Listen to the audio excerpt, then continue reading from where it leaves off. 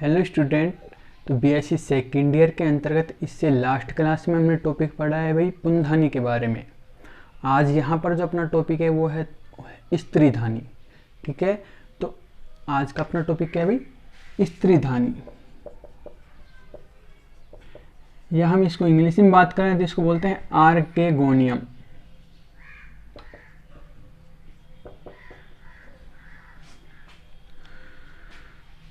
तो जो स्त्रीधानी होती है प्रोथैलस की सतह पर उत्पन्न होती है।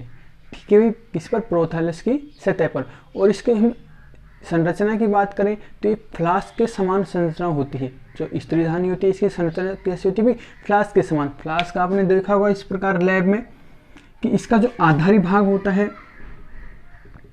वो कैसा होता है भाई? चौड़ा होता है। ठीक है, और जो ऊपरी भाग होता है कैसा होता है? नैरो होता है, सकरा होता है। जो आधारी भाग होता है इसको हम बोलते हैं अंडधा भाग कहते हैं। ठीक है, स्त्रीधानी का जो आधारी भाग होता है क्या कहलाता है? अंडधा कहलाता है। और जो ऊपरी भाग होता है वो क्या कहलाता है? ग्रीवा भाग कहलाता है।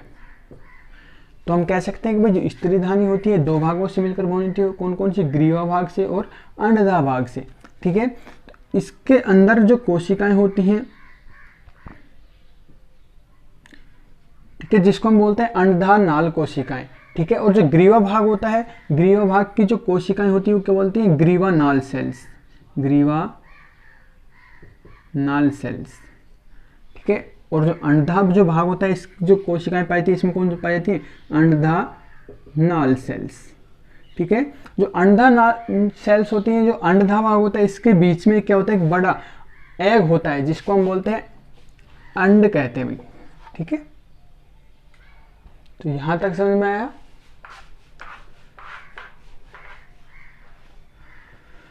तो हम कह सकते हैं कि भाई जो स्त्रीधानी होती है, स्त्रीधानी होती है कहाँ पर? थैलस पर ही उत्पन्न होगी।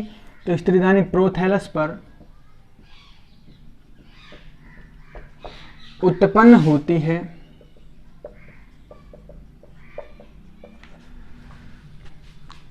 इसकी संरचना फ्लास्क के समान होती है। फ्लास्क के समान होती है।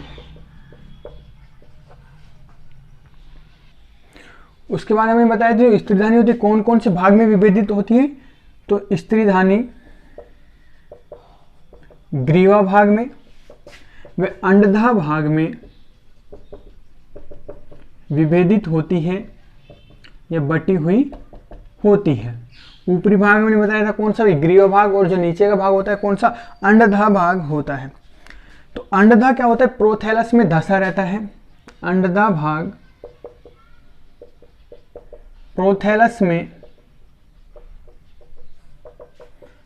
धसा हुआ रहता है।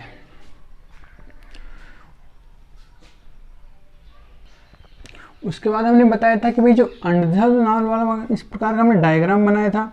तो ये हमने बताया था अंडधा भाग होता है। और अंडधा भाग होता है भाई किस किस से मिलकर बनाता होता है? हमने बताया था तो अंडधा नाल कोशिकाएं पाई जाती है इसमें। ठीक है, और दूसरा हमने बताया था अंडधा भाग होता है, इसमें क्या होता है भाई? बड़ा एग होता है जिसको हम बोलते हैं अंड। तो ये वाला भाग अपना हो गया कौन सा? अंडधा भाग हो गया। तो इसमें क्या पाई थी? अंडधा नाल कोशिकाएं होती हैं ये। और इसके बीच में क्या पाते हैं? एग पाया जाता है।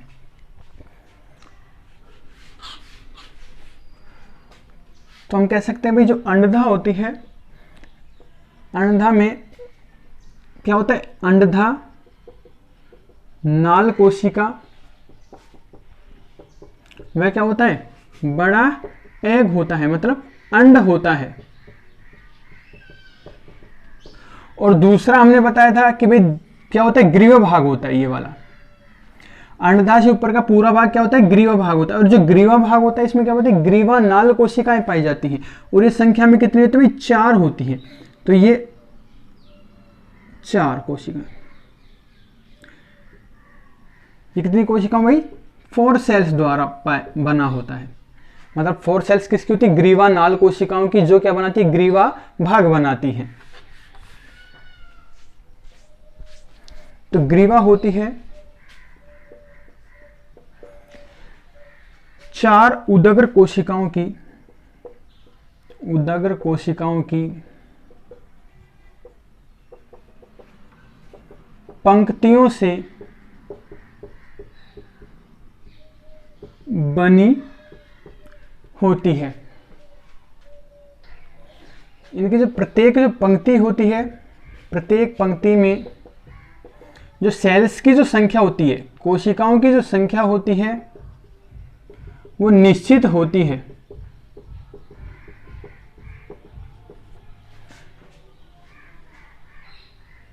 और जो ग्रीवानाल कोशिकाओं की बात करें तो जो ग्रीवानाल जो कोशिकाएं होती हैं, ये क्या होती हैं, 1 या 2 पाई जाती हैं। तो ग्रीवानाल में 1 या 2 ग्रीवानाल कोशिकाएं पाई जाती हैं। ग्रीवानाल सेल्स पाई जाती हैं। अब तो ये होते हैं अपना स्त्रीधानी के बारे में। इसके बाद जो अपना टॉपिक है स्त्रीधानी के बाद हुआ अपना कौन सा, फर्टिलाइजेशन या निषेचन की। जो टेरिडोफाइट्स जो प्लांट्स होते हैं उनमें निषेचन होता है, वो किस प्रकार से होता है। तो अब जो अपना टॉपिक है वो क्या है भाई, निषेचन, या हम इसको बोलते हैं फर्टिलाइजेशन।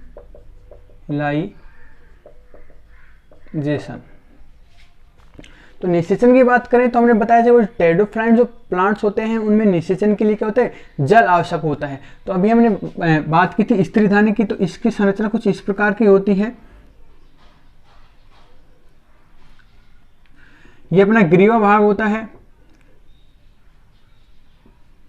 तो इसकी जो ग्रीवानाल को जो कोशिकाएं होती हैं, क्या होता है कि जब जल समीप होता है, पास होता है, तो जो ग्रीवानाल जो कोशिकाएं होती हैं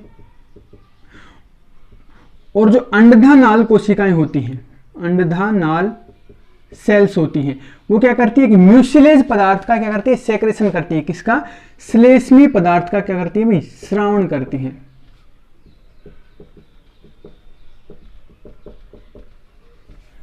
ठीक है, क्या करती है भाई, श्लेष्मी पदार्थ का स्रावण करती हैं। अब उसके बाद क्या होता है कि जैसे ही ये क्या करती है, जल को अवशोषित करती हैं, तो इसका जो श्लेष्मी पदार्थ होता है वो क्या होता है, फूल जाता है। ठीक है, और यहाँ पर जो सेल्स होती है वो क्या होती है, फट जाती है। ठीक है, तो जो मतलब जो जैकेट सेल्स का जो आवरण होता है वो क्या होता है, फट जाता है। अब उसके बाद क्या होता है कि हमने पढ़ा है कि जो पुमणु होते हैं वो क्या होते हैं, जल में तैरते रहते हैं। तो जैसे ये फटते हैं यहाँ से, तो इसमें से क्या होगा कि जो पुमणु होते हैं यहाँ से अंदर की तरफ एंटर कर जाते हैं। ठीक है भाई, कि जब श्लेष्मी पदार्थ का जब सेक्रेशन होता है किसके द्वारा, ग्रीवानाल और अंडधानाल कोशिकाओं के द्वारा, तो श्लेष्मी पदार्थ क्या करता है, जल का सेक्रेशन करता है, मतलब जल को अवशोषित कर जाता है और फूल जाता है। उसके बाद क्या होता है कि यहाँ की जो कोशिकाएं होती हैं हम कह सकते हैं कि प्रकार से रैप्चर हो जाती है, टूट जाती हैं। तो उससे फिर क्या होता है, जो पुमणु होते हैं तैरते हुए अंदर की तरफ, ग्रीवानाल कोशिकाओं से अंदर की तरफ होते हुए जो एग होता है, अंड होता है, उसके न्यूक्लियस से, या हम कह सकते हैं एग से क्या करते हैं, संयोजन करते हैं। पुमणु क्या करते हैं, एग से संयोजन करते हैं। इसका जब संयोजन होता है तो इनके जब न्यूक्लियस आपस में मिल जाते हैं तो फिर वो क्या बोलते हैं, एक द्विगुणित अवस्था बना लेते हैं। ठीक है, जिसको हम बोलते हैं जाइगोट, या हम कह सकते हैं युग्मनज का निर्माण कर लेते हैं।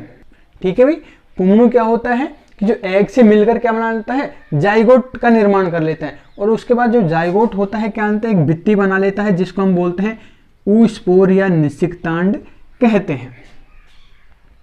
तो यहां तक क्लियर है। तो हम यहाँ कह सकते हैं भाई निषेचन के लिए क्या आवश्यक होता है, जल आवश्यक होता है। निषेचन के लिए जल आवश्यक होता है। तो निषेचन से पूर्व, निषेचन से पहले कौन कौन सी ग्रीवानाल कोशिकाएं, वे अंडधानाल सेल्स, अंडधानाल सेल्स श्लेष्मी पदार्थ का सेक्रेशन करती हैं, या हम कह सकते हैं स्रावण करती हैं।